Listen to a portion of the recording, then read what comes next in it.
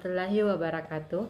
Perkenalkan, nama saya Kurnia Ainun Wahyuni dengan NIM 2004040450109. Saya dari Prodi Bimbingan dan Konseling, jurusan Psikologi Pendidikan dan Bimbingan, Fakultas Ilmu Pendidikan, Universitas Negeri Makassar, angkatan 2020. Video ini saya buat dalam rangka memenuhi tugas ujian tengah semester mata kuliah praktek konseling 2 dengan melakukan konseling individu dengan pendekatan SFBC melalui teknik asertif. Assalamualaikum Bu. Waalaikumsalam Nak. Silakan masuk. Kamu Ika ya yang semalam menghubungi Ibu untuk melakukan konseling? Iya Bu. Kayak ini dari ketua kelas 11 IPS 3 ya? Iya Bu. Kalau boleh Ibu tahu, Ika belajar apa tadi? Tadi saya belajar geografi Bu. Oh, bagaimana kabarnya Ika hari ini?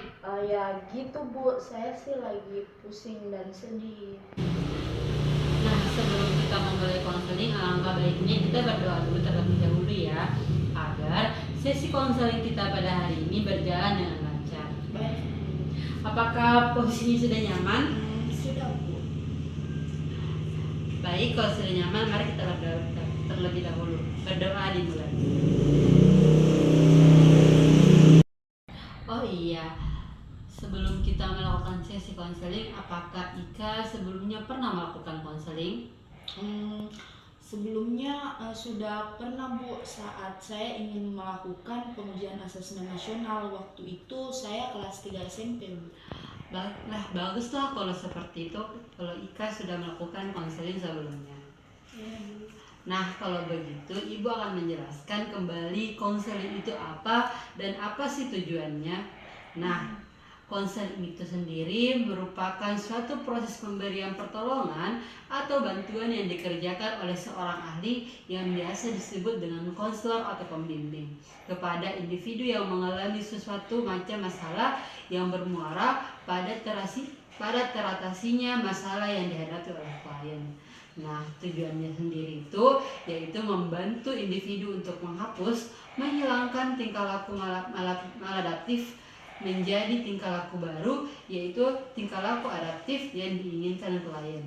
Apakah Ika sudah mengerti? Oh, seperti itu ya Bu. Kalau begitu saya sudah mengerti Bu.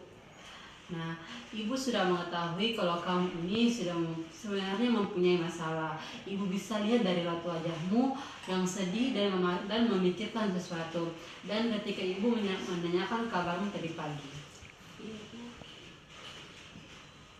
Mungkin Ika bisa menceritakan kenapa Ika sedih?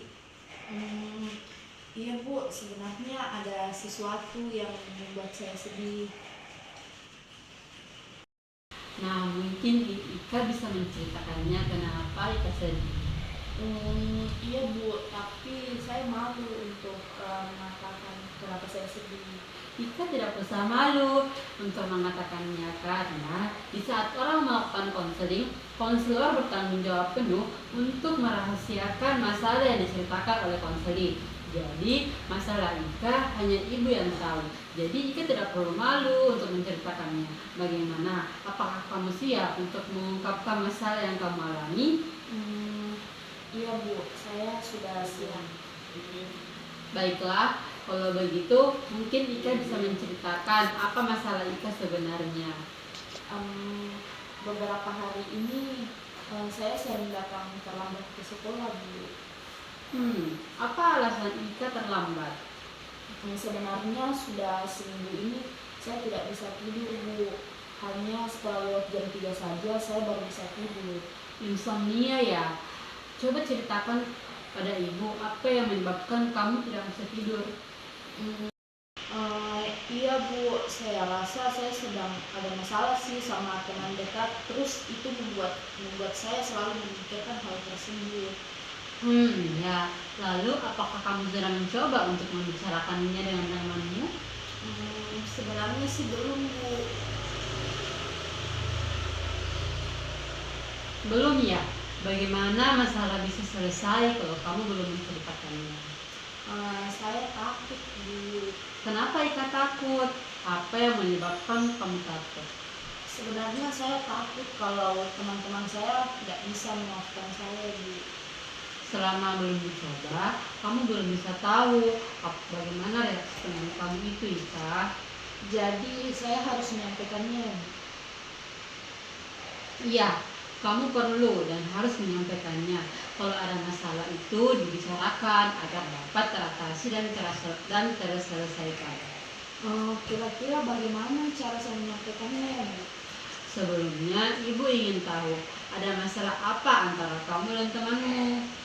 Jadi begini, Bu, teman saya itu seringkali membuat saya kesal dengan memakai barang saya tanpa izin. Terus saya mau untuk melarangnya, Bu, tapi saya tidak berani dan tidak enak. Oh, jadi dengan kata lain kamu ingin sekali berkata pada temanmu bahwa kamu tidak suka jika barang-barangmu dipinjam tanpa izin. Iya, Bu, seperti itu. Dari penuturan kamu tadi, sepertinya kamu termasuk dalam orang yang tidak asertif. Asertif itu apa ya, Bu? Asertif adalah usaha seseorang untuk mempertahankan hak-hak rasionalnya, semacam berani menegur, berani menolak, dan berani yang lainnya. Oh, begitu ya, Bu. Sepertinya saya termasuk orang yang tidak asertif. Lalu kalau begitu saya harus bagaimana, Bu? Kamu harus latihan agar perilakumu menjadi lebih asertif. Mungkin dengan belajar untuk mengungkapkan dan mengemukakan pendapat kamu, berani untuk berkata jangan pada temanmu, tapi penyampaian yang kamu keluarkan perlu diperhatikan dan menggunakan kata-kata yang sopan. Biasanya dijauhi dengan maaf. Oh, seperti itu ya, Bu, biar terlihat lebih sopan. Iya, Ika, seperti itu. Baiklah, Bu, nanti saya akan mencoba dan melakukannya. Terima kasih, Bu, atas bantuannya. Baiklah, Ibu harap jika kamu mempraktikannya dan melaksanakannya sesuai arahan Ibu. Mudah-mudahan masalah kamu dapat terselesaikan dengan cepat. Iya, Bu, saya akan melakukannya sesuai aturan yang Ibu berikan tadi. Dalam alangkah baiknya didahului dengan kata maaf ya, Bu. Baik, Bu, kalau begitu saya bergegas mau kembali ke kelas ya, Bu. Bentar lagi mata pelajaran selanjutnya akan dimulai, Bu. Baiklah, Ika.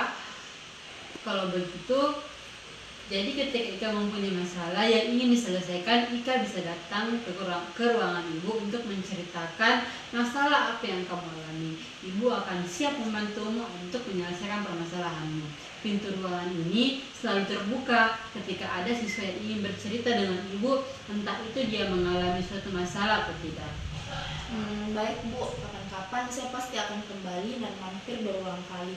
Kalau begitu saya pamit dulu ya, Bu. Assalamualaikum. Waalaikumsalam. Hati-hati ya, Ika. Ya, Bu, makasih.